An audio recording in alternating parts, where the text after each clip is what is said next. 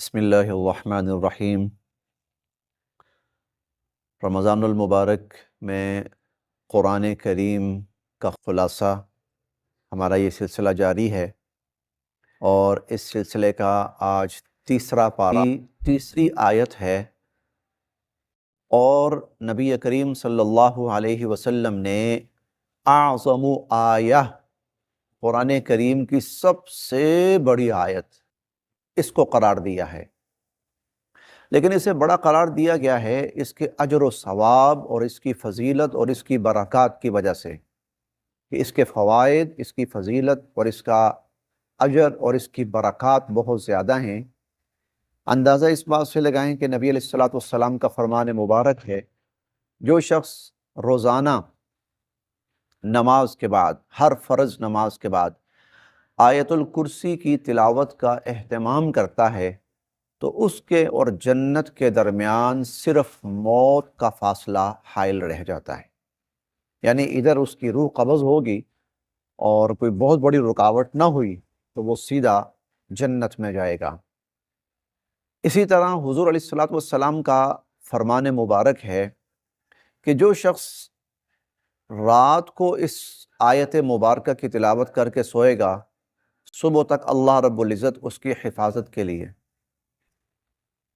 तो नबी अलैहिस्सलातु वस्सलाम ने इसकी फ़जीलत में एक बात यह भी इरशाद फरमाई कि जो शख्स रात को सोए और इस आयतुल कुर्सी की तिलावत करे तो अल्लाह रब्बुल इज़्ज़त उसकी हिफाजत के लिए एक फ़रिश्ता मुकर्रर फरमा देते हैं जो पूरी रात उसकी हिफाजत करता है। इस हालत में अगर उसका इंतकाल हो जाए तो अल्लाह रब्बुल इज़्ज़त के यहाँ उसका शुमार शुहदा में किया जाता है। और हुज़ूर अलैहिस्सलातु वस्सलाम ने यह भी फरमाया कि जिस घर में सुबह के वक्त आयतुल कुर्सी की तिलावत कर ली जाए, शाम तक शैतान उस घर में दाखिल नहीं हो सकता, और शाम को अगर तिलावत कर ली जाए तो फिर सुबह तक उस घर में शैतान दाखिल नहीं हो सकता। इस आयत मुबारका को, आयतुल कुर्सी को, नबी करीम सल्लल्लाहु अलैहि वसल्लम ने क़ुरान करीम की सबसे बड़ी आयत, आज़मु आयतिन फ़िल क़ुरआन करार दिया है। तो एक तो इस पारे का एक अहम मज़मून ये आयत है। दूसरा जो मज़मून है, अल्लाह रब्बुल इज़्ज़त ने मरने के बाद इंसानों को ज़िंदा करना है, ईमान बिल आखिरत कहते हैं। अब दुनिया के अंदर अल्लाह ताला ने इंसानों को ऐसा करके दिखाया है, उसकी मिसालें बाकायदा अल्लाह ताला ने इंसानों को करके दिखाई हैं। और इस सूरत मुबारका में भी और इस पारे में उसकी दो मिसालें बयान हुई हैं, बड़ी दिलचस्प मिसालें हैं, वो आप मुलाहज़ा फरमाएं। एक हज़रत उज़ैर अलैहिस्सलाम हैं कि हज़रत उज़ैर अलैहिस्सलाम अल्लाह के नबी हैं। किसी वजह से अल्लाह रब्बुल इज़्ज़त ने उनके बारे में मौत का फ़ैसला फरमाया। वो अपनी सवारी पर, और वो सवारी गधा था, उस सवारी पर एक जगह जाके पनाह ली उन्होंने और आराम करने के लिए लेटे, खाना भी उनके पास है। अल्लाह ताला ने उनके ऊपर मौत तारी फरमा दी और ये जो मौत है ये 100 साल तक उन पर तारी रही। 100 साल के बाद जब वो उठे हैं तो उन्हें ये महसूस हुआ कि शायद मैं सो गया था, थोड़ी देर पहले उठा हूँ। तो अल्लाह रब्बुल इज़्ज़त ने उनकी तरफ वही भेजी कि तुम एक आध दिन नहीं सोए, बल्कि बल लबिस्त मिअत आम, 100 साल तक तुम इस हालत में रहे, 100 साल तक। फ़अमातहुल्लाहु मिअत आम, अल्लाह ताला ने उनको 100 साल तक के लिए मौत दे दी।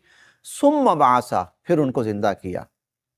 अच्छा, अल्लाह रब्बुल इज़्ज़त ने फिर अपनी एक और कुदरत का वहाँ मुज़ाहिरा फरमाया, और वो मुज़ाहिरा ये फरमाया कि देखो भाई, तुम जब आए थे तुम्हारे साथ सवारी थी गधा, खाना भी था। वंजुर इला तआमिक व शराबिक, अपना खाना देखो, 100 साल गुजर गया है, लम यतसन्ना, बिल्कुल ठीक ठाक, कुछ भी नहीं हुआ उसको, ताज़ा फ्रेश। और तुम्हारा जो गधा था, सवारी जो थी, तो उसका तो ये हाल हुआ है कि वो मरा और मरने के बाद उसका जिस्म गला और उसकी हड्डियाँ बिखर गईं। वंजुर इला हिमारिक, अब अपना गधा देखो, وَلِنَجْعَلَهُ آیَةً لِلنَّاسِ تو اس گدھے کو ہم کیف ننشزها ثم نکسوها لحما، دیکھو کیسے ہم اس کی ہڈیوں کو دوبارہ جوڑتے ہیں اور کیسے ہم اس کے اوپر دوبارہ گوشت اور کھال چڑھا کر اس کو زندہ کرتے ہیں۔ اور اللہ رب العزت نے یہ سارا منظر ان کے آنکھوں کے سامنے کیا، خود ان کو زندہ کیا، ان کے گدھے کو زندہ کیا، تاکہ اللہ تعالیٰ فرماتے ہیں انسانوں کے لیے یہ بطور نشانی کے موجود رہے کہ مرنے کے بعد ہم سب نے ایسے زندہ ہونا ہے۔ اس کے ساتھ دوسرا واقعہ بیان کیا، مرنے کے بعد ہم سب نے زندہ ہونا ہے، اللہ تعالیٰ کیسے زندہ کریں گے؟ بہت سے اشکالات انسانیت کے ذہن میں آتے رہے ہیں، تو دوسری مثال کیا بیان فرمائی؟ حضرت ابراہیم علیہ السلام نے ایک دن کہا کہ ان ارینی انظر الیک، مجھے دکھائیے یا اللہ کہ آپ نہیں ارینی کیف تحیی الموتى، آپ مردوں کو کیسے زندہ فرمائیں گے؟ مر گیا ایک انسان، اور مر کے پتہ نہیں کس کس کے ساتھ کیا کیا حالت پیش آتی ہے، کئی ایسے ہوتے ہیں جن کے وجود ٹکڑے ٹکڑے ہو کر کہیں کہیں چلے گئے، تو اس وجود کو آپ کیسے جوڑیں گے اور کیسے آپ اس کو زندہ کریں گے؟ تو اللہ تعالیٰ نے فرمایا اچھا، اللہ تعالیٰ نے فرمایا خذ اربعۃ من الطیر، 4 پرندے لو، فصرہن الیک، ان کو مانوس کر لو اپنے ساتھ، ثم اجعل علی کل جبل منہن جزءا، پھر ایسے کرو یہ 4 پرندے مانوس ہو گئے ہیں نا، ان کو ذبح کرو، ذبح کرنے کے بعد ان کی سریاں الگ کرو، ان کے پر الگ کرو، ان کے پنجے الگ کرو، پنجے کہیں جا کے رکھ دو، سریاں کہیں جا کے رکھ دو، کسی پہاڑ کے اوپر جا کے رکھ دو دور دراز، ان کا جو گوشت ہے اس کو لو، اس کو آپس میں مکس کرو، سب کا گوشت مکس کر کے کوئی ٹکڑا کہیں، کوئی ٹکڑا کہیں، کوئی ٹکڑا کہیں، کوئی ٹکڑا کہیں۔ اب حالت یہ ہے کہ سریاں وہ کہیں شمال میں پڑی ہوئی ہیں، پنجے کہیں جنوب میں پڑے ہوئے ہیں، اور ان کا گوشت کہیں مشرق میں پڑا ہوا ہے، ان کے پر بال کہیں مغرب میں پڑے ہوئے ہیں۔ فرمایا ثم ادعوہن، اب ان کو آواز دو۔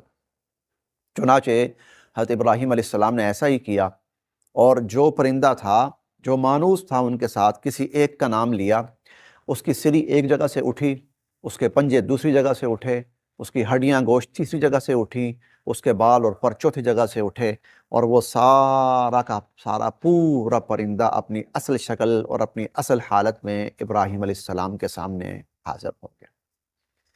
تو اللہ تعالیٰ نے فرمایا وَعَلَمْ أَنَّ اللَّهَ عَلَى كُلِّ شَيْءٍ قَدِيرٌ، جان رکھیں کہ اللہ تعالیٰ اس طرح ہر چیز پر قدرت رکھنے والے ہیں۔ اس طرح اللہ تعالیٰ انسانوں کو زندہ فرمائیں گے، تو قیامت اور مرنے کے بعد کی زندگی، اس کی 2 مثالیں اللہ رب العزت نے اس پارے کے اندر، تیسرے پارے میں اس شکل کے اندر بیان فرمائی۔ اس کے بعد ایک بہت ہی اہم مضمون شروع ہوتا ہے، اور اس مضمون کا تعلق ہے مالیات اور معیشت کے ساتھ۔ مالیات اور معیشت کا جو یہاں مضمون بیان ہوا ہے، اس میں ایک تو اللہ رب العزت نے صدقات کا بیان فرمایا، صدقات، انفاق فی سبیل اللہ اور صدقات، ان کا بیان فرمایا، ترغیب دی کہ تم اللہ کے دین کے لیے بھی اور اللہ کی مخلوق کے لیے بھی مال خرچ کرو، اللہ کے دین کے غلبے کے لیے، نشر و اشاعت کے لیے، اللہ کے دین کے تحفظ کے لیے، اس کو انفاق فی سبیل اللہ کہا جاتا ہے۔ اللہ کی مخلوق کے لیے، ان کی ضروریات، غرباء، مساکین، محتاج، یتیم، ان کے اوپر مال خرچ کرنا، یہ صدقات کہلاتا ہے۔ تم انفاق فی سبیل اللہ بھی کرو، تم صدقات بھی کرو، تم جو خرچ کرو گے اللہ کی راہ میں، فی سبیل اللہ جو خرچ کرو گے، انفاق فی سبیل اللہ، تو فرمایا کہ 1 روپیہ خرچ کرنے پر اللہ تمہیں 700 روپے کا کم از کم ثواب عطا فرمائیں گے، یعنی 700 سے شروع ہوتا ہے۔ واللہ یضاعف لمن یشاء، اللہ تعالیٰ جس کے لیے چاہیں پھر بڑھاتے چلے جائیں۔ تو اللہ کے دین کے لیے خرچ کرو، اللہ کی مخلوق کو دینے والے بنو، ان کو دو، ان کی ضروریات کو پورا کرو۔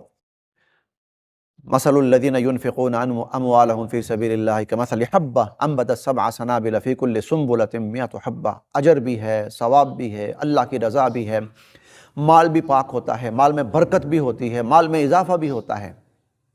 تو ایک مضمون بیان کیا صدقات کا، اس کی ترغیب ہے۔ اس کے ساتھ مقابلتاً دوسرا مضمون بیان فرمایا، اور وہ ہے سود۔ سود میں کیا ہوتا ہے کہ میں زیادہ سے زیادہ مال اپنے لیے جمع کروں، حاصل کروں اپنے لیے۔ صدقات ہے میں لوگوں کے اوپر خرچ کروں، سود ہے میں لوگوں سے لوں، میرے مال کے اندر اضافہ ہو۔ اللہ رب العزت نے سود کو حرام قرار دیا۔